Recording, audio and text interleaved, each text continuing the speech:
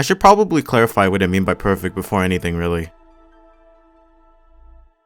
Five Nights at Freddy's is beyond an actual perfect game. It's a decade-old game now that really needs a remaster, but what I actually mean by calling it perfect is how it managed to redefine a struggling genre and in and of itself create an entirely new genre on top of that at the time, or I'll bring it more into the spotlight. Horror after 2014 was never the same after Five Nights at Freddy's, and although the series probably won't be able to reach the level of an impact now where it changed everything about horror back then, the impact of the series itself managed to create one of the most talented communities I've ever seen and been a part of. So even if the game has definitely shown its age, it had something in it that showed everyone at the time it was different. What was that exactly? Well, let's find out, shall we?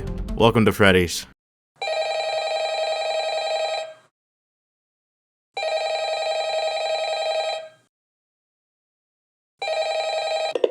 Welcome to your new summer job at Freddy Fazbear's Pizza. It isn't even summer when the game happens, but you know what, whatever. You took the job of a security guard and are now tasked to stay overnight starting from 12 AM to 6 AM for the rest of the week with some of the worst pay you could ever think of. But you know what, that's okay. The job is simple, right? Well, no, not really. Although you have a guide, the phone guy's calls were a warning disguised as the most PR thing the company behind the pizzeria could do. So even if you die, they aren't really responsible. The animatronics can roam around, but they will most likely want to stuff you into a suit, given the chance they ever actually end up finding you. Of course, you'd hope they'd mention all of this beforehand, but they didn't. The phone hangs up and you're left alone. Pure darkness surrounded you outside of the office, with weird sounds of ambience, the fan, and buzzing noises all around. Only thing you can really do is just check the cameras to make sure everything is in check, but otherwise, this was going to be a breeze. As you start peeking into multiple rooms of the pizzeria, you stumble upon the main stage. All of the animatronic mascots stood there, machines that provided endless joy and entertainment, friendly in the light, disturbing in the dark. You probably feel grateful they haven't actually bothered moving yet after hearing what phone guy said. You continue checking your cameras, glancing over a pirate theme area, what looks to be a repair area, and the kitchen. Oddly, the camera there was just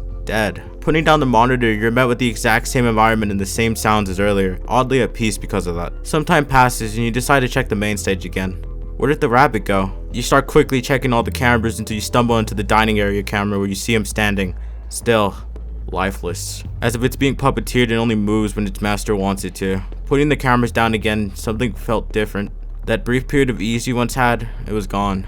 If that machine somehow managed to get me, then what am I supposed to do? You check around remembering that the phone guy mentioned something about doors and see two buttons on your left door, a red and white one. Press the red button and a door falls from the roof hitting the floor. Press the white button and a light turns on outside. Whoever designed this office was insane for the overall layout of it, but you recognize that these doors are your only defense in this building, so you don't question anything further. Opening the door again and turning the light off, you check the camera again. The rabbit moved again. Where did he go? You checked every single camera again and he got closer. The left hall. Standing at the end of it behind a flickering light, seeing glances of a shadow being present. You feel at ease finding the bunny, but you recognize that if one can move, then most likely all of them can as well. It felt overwhelming, but you're left with no choice but to keep track of everything, including something that was neglected earlier, the power. If the power goes out, you are screwed. The bunny kept getting closer and the chicken followed suit. You keep watching and realize that something was off. After looking around the cameras again, the bunny was nowhere to be found. You put down the monitors and rush to turn the light on the door. He was there, glaring at you with a lifeless stare. Panicking as a last-ditch effort, you close the door, and as you watch it fall from the ceiling, you see that beast slowly disappear behind it. Recognizing that that door cannot be closed forever, you check the lights frequently to see if you can make anything out that could possibly show up if he was there or not. An odd shadow stood there until it didn't anymore. Was he gone? Ultimately deciding that you had no choice to open it again, you pressed the button and he was gone. The door was enough. Something felt off about that robot though, but that wasn't a concern right now. The only goal you have is to survive. Watching the clock and consistently watching the cameras to see if anything was moving towards you again. Feeling more prepared than ever, but then 6 AM was here. Your night shift was over. But only for a brief moment you felt joy, because afterwards you recognized that things were not just over yet. Is there more going on with the animatronics than you realize? What in the world is happening at Freddy's? Paying attention to the details matters. Five Nights at Freddy's as a series has a really big focus on environmental storytelling, which is one of the multiple reasons why people fell in love with this series. What is the story about this pizzeria and the animatronics? What happened before the events of the game? Who are we? Phone guy made it clear to you on the first night that if you die, you will be disposed of and aren't their problem anymore. That's obviously for a reason, right? Why would they ever need to mention that if something hadn't happened prior, including the mentions of the bite of 87? Those are really odd things to bring up to an employee who was already on the job. As you continue to play through the game, game, the mascots in the building itself started to show glimpses of paranormal activity affecting the pizzeria. Hallucinations, the robots looking directly at you, props being changed. There's something way worse happening here. However, one specific camera held the most importance compared to the other oddities, the rules paper. There was a chance you would get replaced with newspaper clippings about an incident regarding the pizzeria. Mentions about kids vanishing and their bodies never being found. 2 children were lured into a back room on June 26 during late hours of operation, supposedly capturing the man who did it on camera, but the bodies were just never found. The police stated that he wore a mascot costume to gain the trust of the children. Another newspaper clipping now mentioning there were 5 total victims linked to the mascot killer, who was supposedly convicted, but yet the bodies still remained unfound. The pizzeria was struggling now because of the incident. The third clipping mentioned that there was now sanitation issues going on, something about foul odor coming from the animatronics. Parents noticed blood and mucus around the eyes and mouths of the mascots. One of the parents referred to them as reanimated carcasses. Were the bodies put into the mascots? Freddy Fazbear's Pizza was now going to close by year's end after struggling to maintain business after the tragedy that took place years ago. No one wanted to buy or be associated with the company and will now be forced to shut down, leaving the horrible tragedy that once lived with this place to finally die with it. But that never happened. The missing children's souls, they lived on, forever haunting the establishment and the mascots. Even if the building were to be shut down, the change in props or the characters even moving by themselves were all just warnings that they were still here. The robots, they were possessed. They never moved because they had a free roam mode. They moved because the spirits were making them and they wanted you gone. As you progressed through the nights, the animatronics slowly became more aggressive, and Fungi wasn't trying to scare you into thinking that you were in any danger, but once again, every time you bring something up, it was a warning. On night 3, Fungi congratulates you on surviving. Most people, they don't last this long, and he didn't mean they all died or something tragic obviously, but just that they moved on.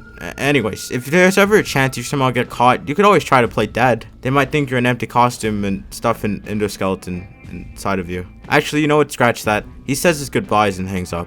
He always mentioned things for a reason. On night 4, Fungi seemed extremely panicked, but the sounds of banging in the background made it known that something was wrong. He starts going on about not being able to do more recorded calls after this, and to check the suits in the back if you ever get the chance. Wondering what was in them, saying how he'll try and hold out for as long as possible. Familiar chimes play, hearing a loud scream, and then the phone cuts. Fungi was no longer with us. The final night was here. Everything you've done before built up to this moment, and the robots weren't messing around anymore. They were all acting really odd now, including twitching on the cameras near the doors. They weren't hiding it anymore. These mascots were angry. Oddly, the phone call this time around was all garbled and distorted, cutting off after a while. Ignoring it, you had only one task left to do, and that was to survive. However, the entire time you thought there was only 4 mascots in the establishment, but there was actually 5.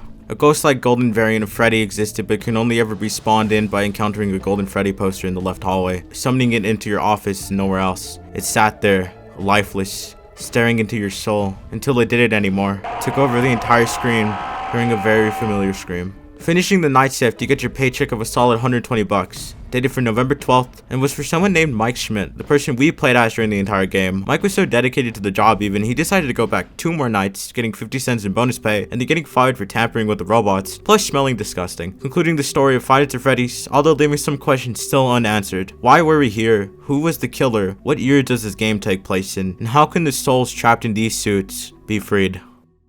You can't have a game without some type of characters, right? Especially a pizzeria built around the concept of animatronic entertainment. Some immediate real-life parallels you come to regarding possible inspirations for the game is most likely the rocket fire explosion or Chuck E. Cheese's multiple stages, like the 3-stage or road stage, all featuring really old and creepy-ass robots. But obviously you wouldn't see it that way as a child. Scott Cawthon managed to create designs that matched the vibe of all animatronics. They looked extremely friendly in the light, but were probably horrifying in the dark. Lifeless puppets that needed instructions to move, now moving on their own, is a terrifying concept if implemented right into horror, which is what FNAF did perfectly. But obviously, like I mentioned earlier, you need mascots for that, which is where Freddy, Bonnie, Chica, and Foxy come into play. Let's start with Freddy. Full name Freddy Fazbear, or Freddy Bear according to the Steam page. Freddy is the lead singer of the band, rocking a bear-like appearance with a black top hat and black bow tie, holding a microphone in his right hand. He's most likely based on a grizzly bear, hence how he was designed, but an element that remains probably one of the best things ever from his design is that his nose can honk. As far as facial features go, he has blue eyes and freckles. Whenever he is active, he always makes sure to move in the darkness, playing Toreador March as he gets closer. Freddy would be the Chuck E. Cheese of the band. Moving on to Bonnie. The bunny. He's a rabbit and the guitarist of the band, rocking a red bow tie, also having red eyes, as well as a red non-Pacific guitar due to copyright issues, and is a purple bluish rabbit who defies all laws of physics. Whenever active, he will mainly move into areas where he's visible on the cameras during gameplay, making his movements all the more frightening knowing the monster coming after you is visible at all times. As another CEC example, Bonnie would be the Mr. Munch of the band. Now for Chica the chicken. Honestly, I have no idea what role she has in the band, but I'll just say she's a singer along with Freddy. She's a yellow chicken with purple eyes and a bib that reads "Let's Eat" on it,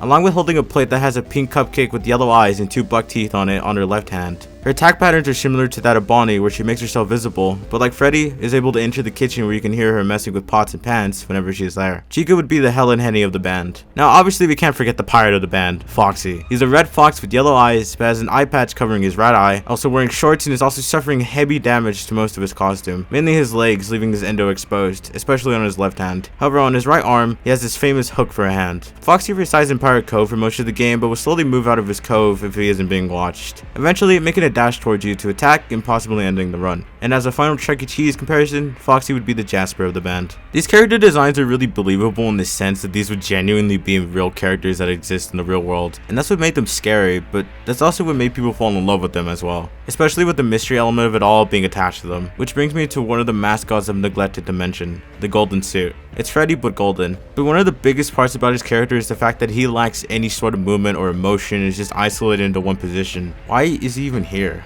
Even some of the biggest overarching questions aren't meant to be answered yet. It's something you'll eventually realize with the series, but one of the biggest things that FNAF loves to do is focus on the environment. Even if some of them aren't the most realistic, the Finest of Freddy's environment is supposed to capture that of a pizzeria that opened probably in the 80s or 90s, so it isn't going to be the most technically advanced location of the series. It's realistic what was being offered at the time in the real world, especially with the placement of the stage and dining area, both being extremely close to each other being a good example. Since the game takes place in the night, we never actually see how the characters are in the daytime or how each room is actually used, especially parts and servers, so it's up to our own imagination to figure out how each thing would have looked like or what areas of the location are invisible. But the key factors that plays to FNAF's benefit is the fact that dread and isolation are key components to how FNAF could be scary. So mix supposedly lifeless animatronics into an abandoned location and you've got a perfect mixture of nightmares come to life. Although not just the animatronics are haunted, the entire location is. Everything can be moved or changed, including the props you wouldn't expect. The endo and extra animatronic heads and parts and servers, all of it can move. Pirates Cove sign can be changed to "It's Me," along with the East hallway posters being able to be changed into crying children, or text that also reads "It's Me" on it. Also the fact that the West hallway Freddy poster can be changed into one where he's ripping his head off, but also one of Golden Freddy. But the most important one of them all is the East hallway's rule paper. It can be changed into 4 different newspaper clippings about the tragedy that took place in this location. Point being that FNAF showed that a story could be told through environmental design and dialogue just by itself instead of showing it, which has been something that the series has done over the course of 10 years.